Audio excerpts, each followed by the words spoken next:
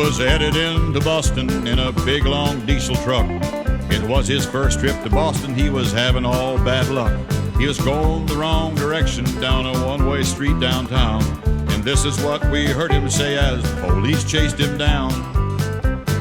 Give me 40 acres and I'll turn this rig around.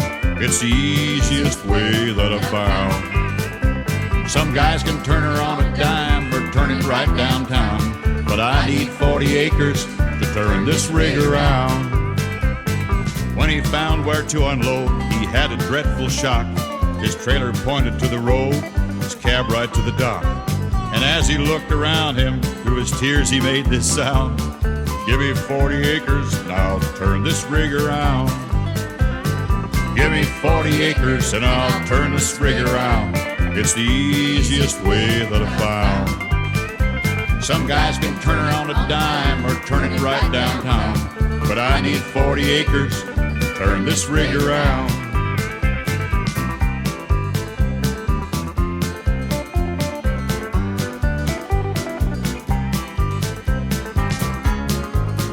When he finally got unloaded, he was glad to leave that town. He was feeling mighty happy going back to Alabama. When up ahead he saw a sign that said, "You are northward bound." He said, "Give me 40 acres, I'll turn this rig around." Now give me 40 acres and I'll turn this rig around. It's the easiest way that I've found. Some guys can turn her on a dime or turn her right downtown, but I need 40 acres to turn this rig around. He was driving down the right lane when he saw another sign. He had to make a left turn, but he couldn't get in line.